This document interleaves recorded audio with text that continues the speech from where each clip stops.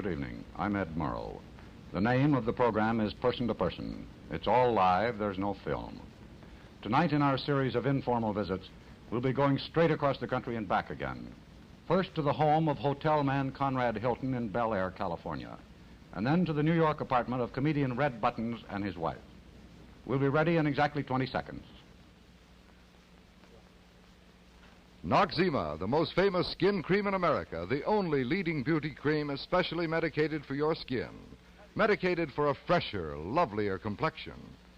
Teenage skin problems. Rough red hands. Noxzema for skin comfort, skin beauty presents Person to Person.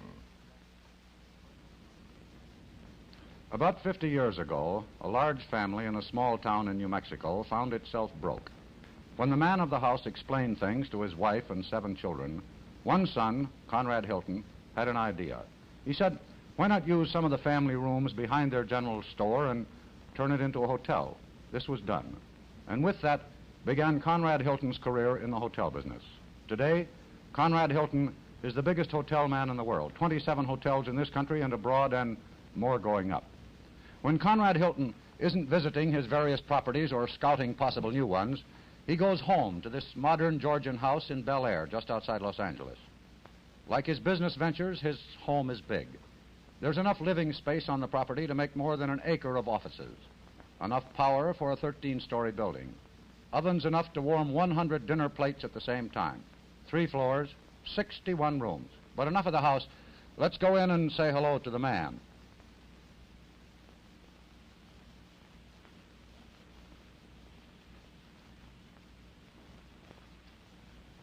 Good evening, Mr. Hilton.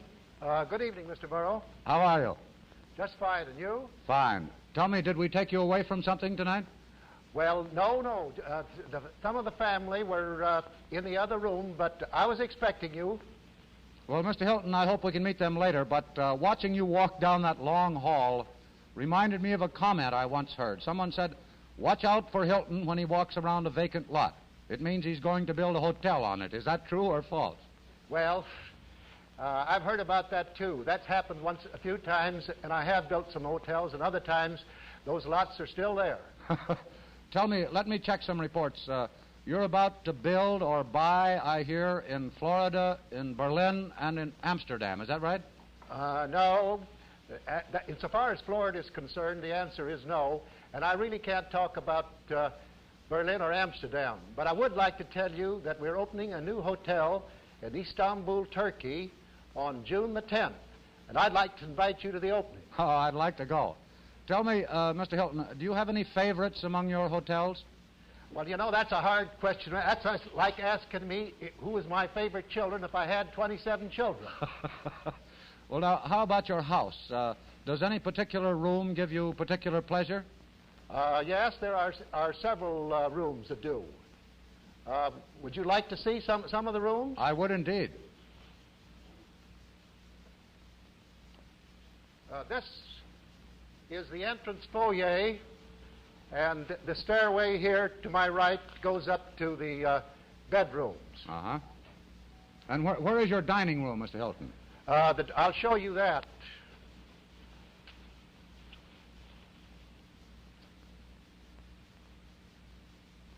This is the formal dining room. That's a nice, cozy little place, isn't it? Tell me, Mr. Hilton, when you walk about this huge house of yours, do you ever miss a room here or there? Well, I tell you, yes, that's happened. As a matter of fact, I know how many rooms I have now, but not long ago, I was quite embarrassed when somebody asked me how many rooms there were in the hotel in this house, and I said, I think there are 38 or 40. When the butler spoke up and says, Mr. Hilton, you have 61 rooms, so I know how many I have now. Tell me, is that attractive dining room used very often? No, not very often. As you can see, this is a very formal room, and it's not used very often. It's generally used, you know, for larger parties. Uh-huh. Well, Conrad, from 3,000 miles away, it's a little bit difficult to determine what sort of wood those walls are made of. That's black walnut. Well, they aren't solid, are they?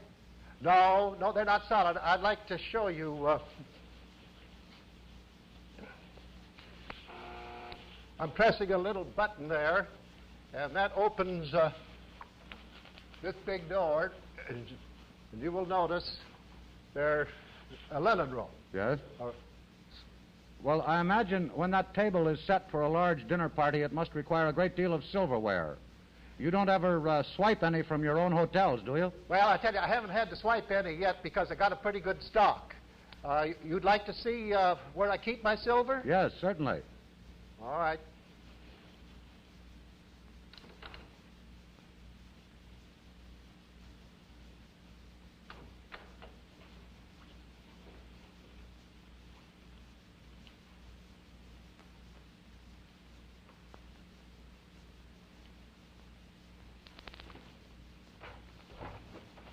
You really keep that protected, don't you? Yes. But I got them open.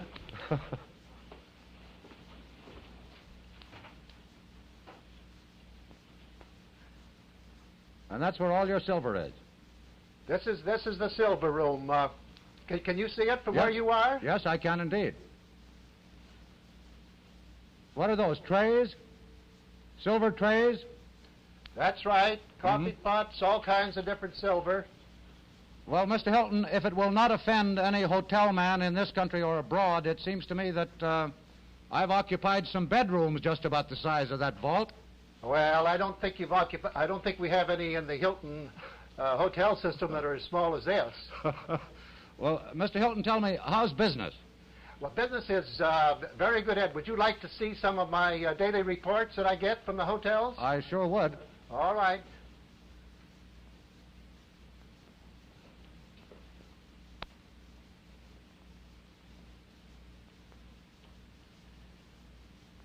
This room that I'm passing through now is the dining room that we use for most occasions. You can see that it's set up now where we're going to have dinner when we get through with your show. Yes?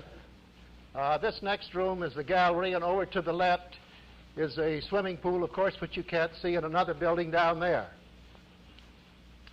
This little room that I'm entering now is the study.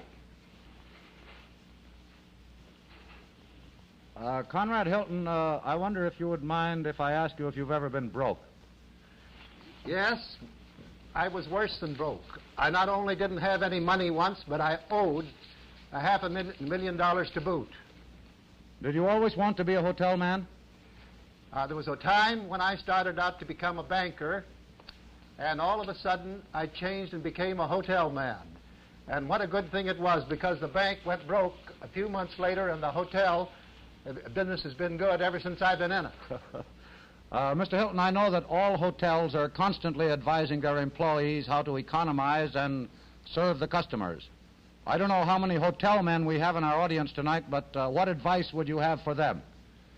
Well, I don't know just for hotel men, but to anyone, I would say to love God, to be loyal to country, and true to oneself.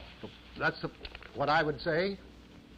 How would you amplify that if it's needed? Well, I tell you, I believe I could answer that question by quoting from what I'm in a speech that I'm working on now. I believe in God. I believe that the way to God and His love is through prayer. I believe in my country. I believe that its destinies are great and noble. I believe in truth. I believe that the man who willfully tells a lie is a man willfully crippling himself. Most certainly, I believe in courage and enthusiasm, for without them, the individual is hampering his own most desired wishes. With those virtues, the individual can go anywhere and become anything in this country. This country has been good to me. I had ambition. In the beginning, it centered in my community. As I grew, my ambitions expanded within the borders of my state. Then they became national in character. And now I am applying my equipment for life to an international concept which already is bearing fruit and taking shape. Conrad, have you ever walked alone in your career?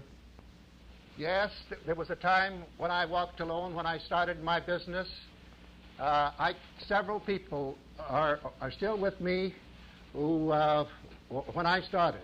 I'm thinking of Bob Williford in Chicago as one of them, and Vernon Herndon another one. But today, you can't walk alone, especially in a business as large as mine. When we dropped in, you said that you had your family and some friends with you. Where are they now, Mr. Hilton? They're in this next room. Would you like to meet them? Yes, certainly.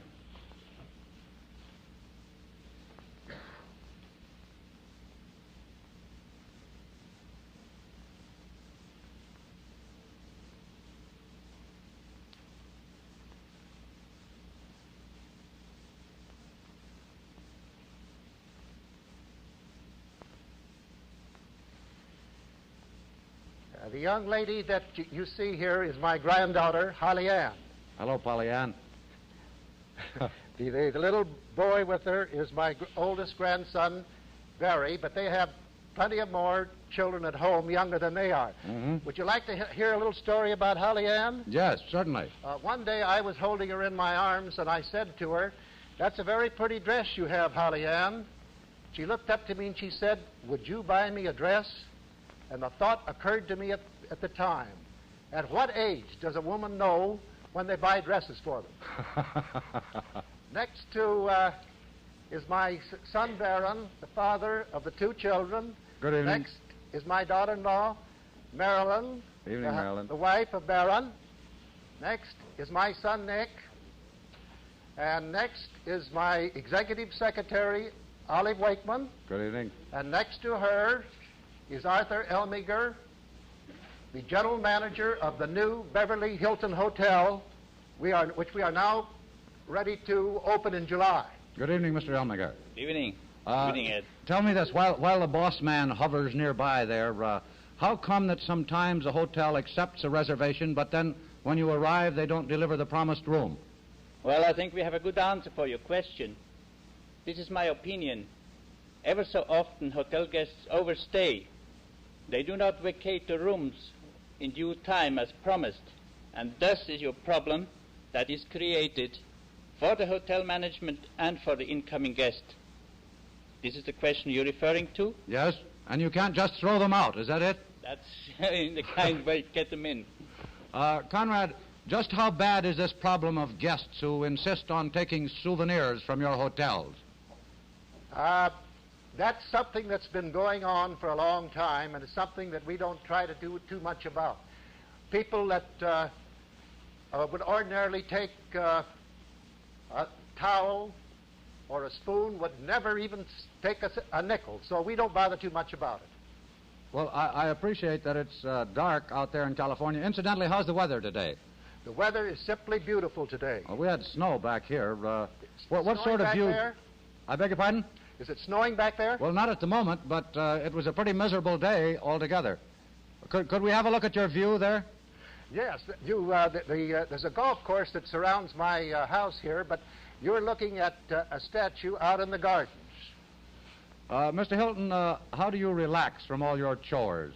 Oh, I play golf, and I go horseback riding, and I dance. You do any dancing at home? Yes, I do some dancing. I'll show you where.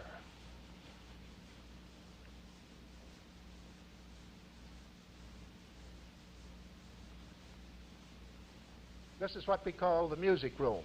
Uh-huh. You've had almost as much walking tonight as in an 18 round of golf, haven't you? Yes, I have. Do you play the piano?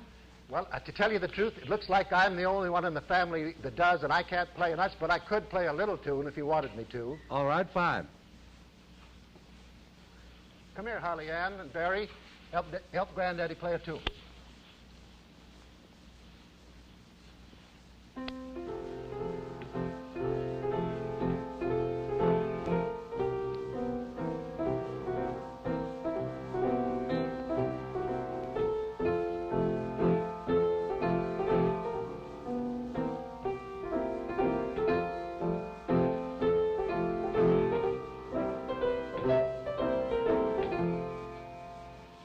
Did you like that, Holly Ann? Did you like that? Did you, Barry? Yeah. Good night, Holly Ann. Good night, Barry. Night. Good night, Conrad. Thank you very much for letting us come and visit you. Good night, Ed. It's been very pleasant indeed. Okay, see you soon. Right, thank you and good night. Good night.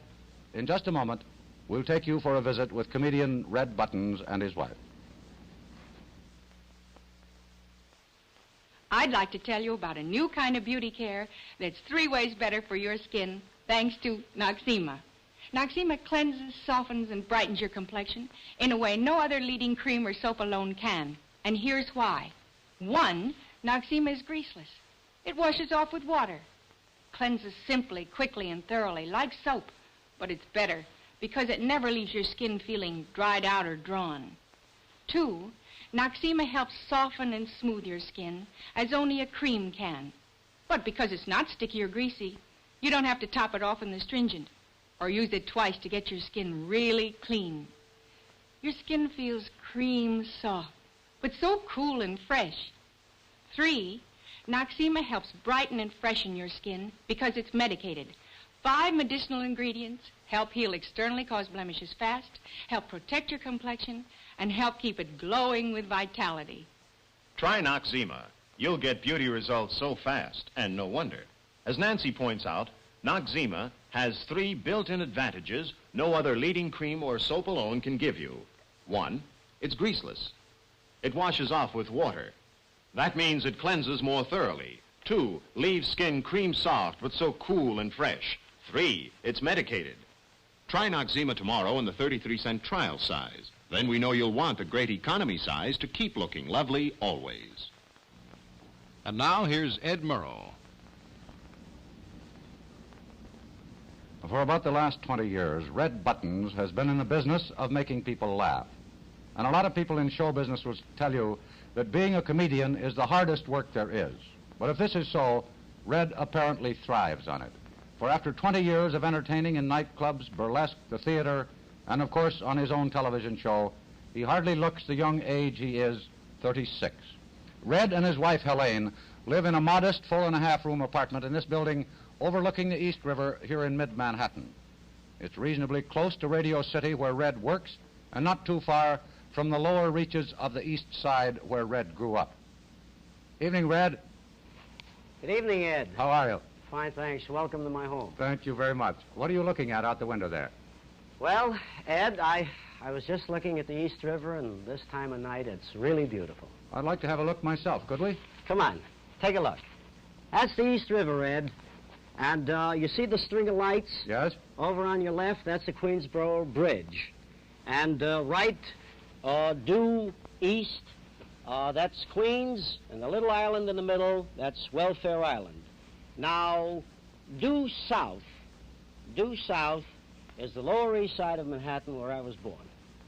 What kind of childhood did you have, Red? Well, Ed, I had a very, very happy childhood, but I had a very, very poor one. I don't mean just poor, Ed, you know what I mean? Yes. I mean poor. Give you an idea how poor we were. When I was a kid, there was no food on the table, no heat in the house, and no clothes on my back. Then came the Depression. Red, do you ever go back to the old neighborhood? Yes, I do, Ed. I go back every once in a while, and I go back for a few reasons. Number one,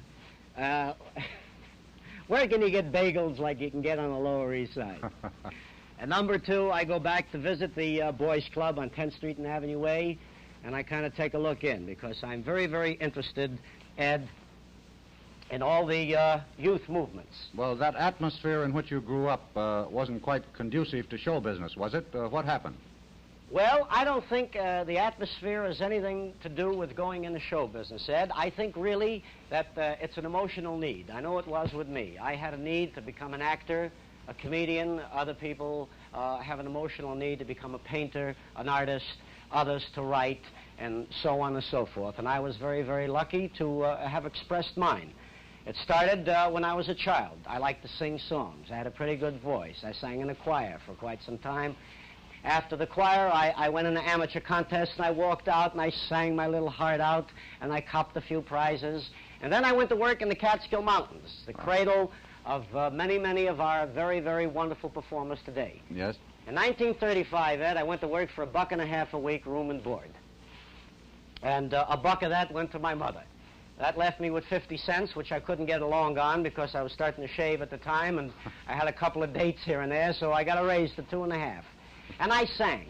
And I never forget, I was about 4 weeks into the season, and I sang in this nice high alto voice, "My mom, my lover, my mom, you'd love her."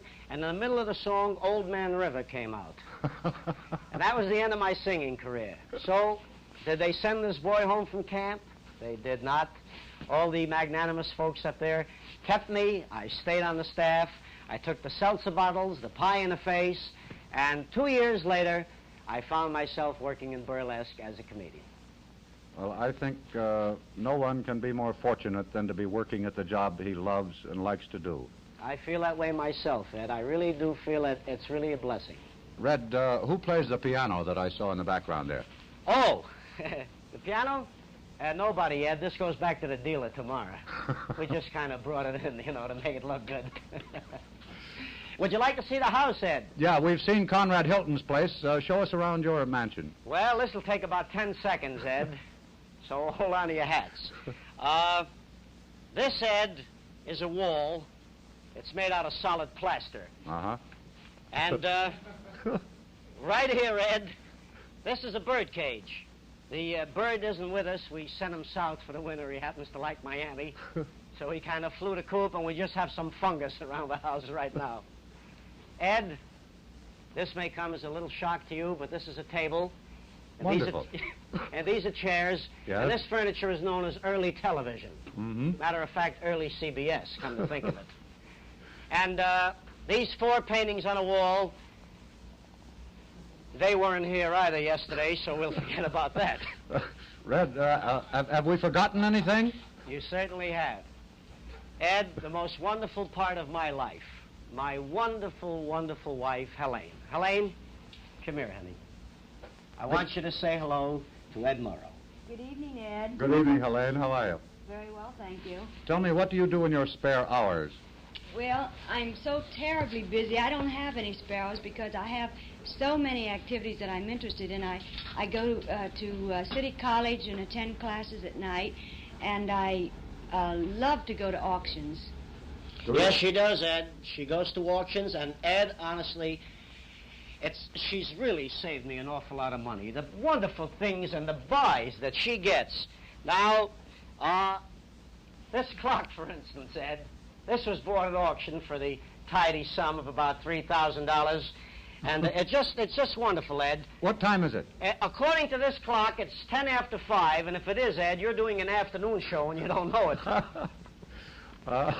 Helene, for the auctions. Helene, Yes? Red was telling me about your work with mental patients. That sounds like a very worthwhile project. Yes, Ed. I go 2 days a week to Ward's Island, Manhattan State Hospital, where I work with the mental patients, which is a very interesting thing. They have a wonderful new drug there called Thorazine, which has done a tremendous good for the patients, who are now, through this drug, are able to accept psychotherapy that once before, that these patients before would be in straitjackets and completely unable to function, and now they are able to function, and they have a great need for volunteers, not only in mental hospitals, but all through the country, not only in, in the home for the aged and for children and etc. And it would be wonderful if some of the people could contact their hospitals in their vicinity and perhaps volunteer. I'm sure they would get as much good out of it as they give. Good for you. Tell me, Helene, when you're home in the evenings, do you watch much television?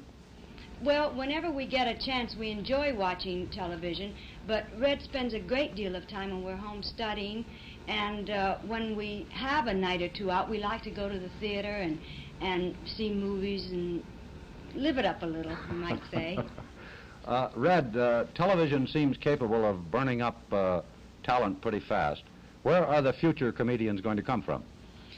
Well, Ed, to give you a cursory examination of the situation, burlesque is done. There isn't much in stock for comedians. Vaudeville is through. The Catskill Mountains are certainly through as a training grounds as of this point for comedians. So I think really that the future comedians of this country are going to have to be developed and have to come from television itself. And I think the networks, all the networks, will have to make an investment. By this I mean they will have to start with television workshops for comedians and writers, for the writers to supplant the comedic talent that there is, and I think that's the only hope. And I also do believe that when young talent and young comedians do get on, that I hope there are enough courageous sponsors around to stay with these people when their ratings are low and give them a chance to develop and live. Do you agree with that, Ed? I do indeed, particularly the business of investing. Helene, do you give Red much professional advice?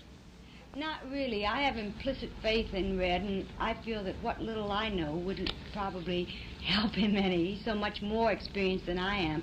I don't really see how I could possibly help him. Don't you tell him when you think he's done a good show or a bad one? Oh, yes. Definitely. A good one, anyway. The bad ones, he knows himself.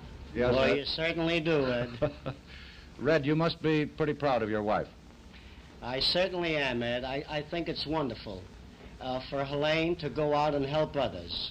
I really do. I think it's a godly gift, and I'm terribly, terribly proud of her, and I love her dearly. Red, you were telling me the other day that you've discovered a new talent of your own. Do you want to talk about that a little? Yes, I'd like to for a moment. I discovered, Ed, a few weeks ago that I like to write poetry.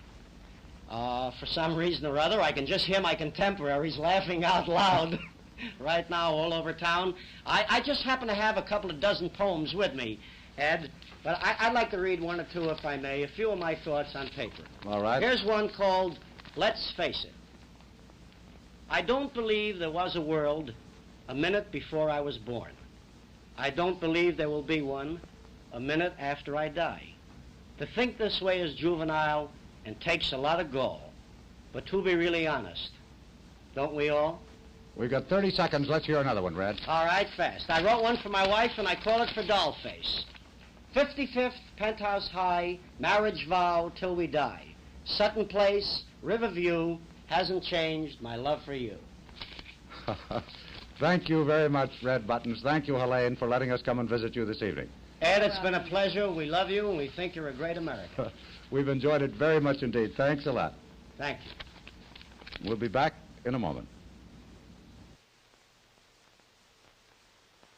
If your hands were scraped or skinned, you wouldn't use perfumed creams or lotions, would you? You'd want medication. Well, red-chapped hands dried out from detergents are injured hands, too. The skin is actually irritated, damaged. That's why you need Noxzema. It's medicated to help heal sore skin, tiny cracks, fast. Get medicated, greaseless Noxzema tomorrow. Your hands will feel softer, look whiter, lovelier. And now here's Ed Murrow. Those are some of the people who made tonight's program possible.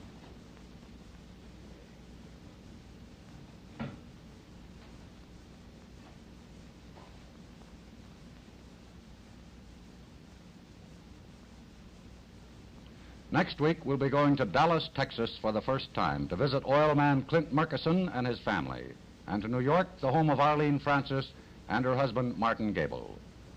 From person to person, good night and good luck. Next week, Edward R. Murrow and Person to Person will be brought to you by Amoco American Oil Company, maker of famous Amoco gas, the unique premium motor fuel that's all pure petroleum and just can't leave a harmful metallic deposit inside your car's engine. For pure power, make yours Amoco gas. So next week, same time, Person to Person, sponsored by American Oil Company and Amoco dealers from Maine to Florida.